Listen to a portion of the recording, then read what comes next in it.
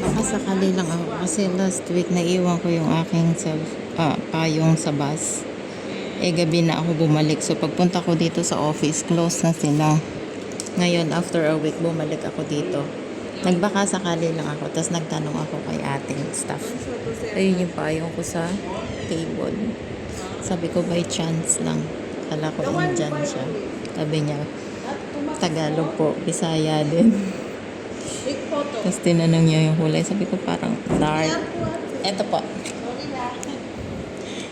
Talagang para sa akin yung payong na yan. Twice ko na siyang naiwan sa bus.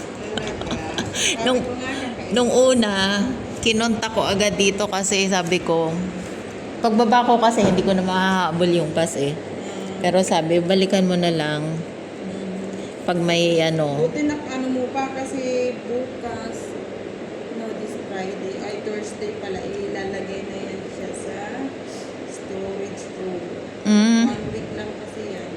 Sabi ko, pumunta ako, sabi ko last week, sabi ko next week, magta-try ako. Dapat 1 week lang. Pag inabot ko pa, talagang para sa akin. Pag hindi, edi hindi. Salamat sa Diyos. Mobile number po? 3727-9627. Assign na lang. Kung sa Pilipinas pa to, wala na. Wala. Palibasa dito kasi.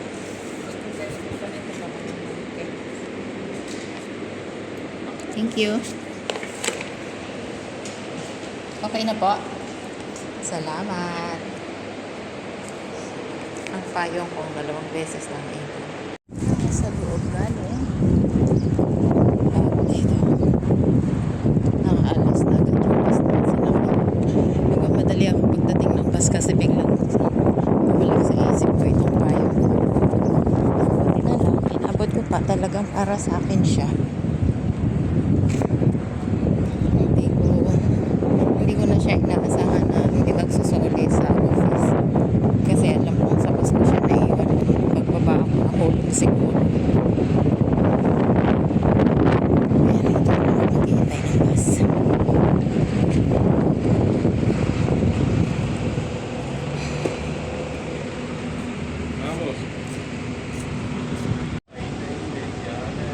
Ano kaya? Sana ito ng bus ko. Sakli na may truck. Siya na yan. Talaga nga naman. Ang isang bagay, huwag niyong panghihinayangan kung masira, mabasag, kasi natural lang yan. Ang isipin niyo na lang, kung may something na nasira, hanggang doon na lang yun. Pero may kapalit na mas better. Kasi wala namang permanente sa mundo.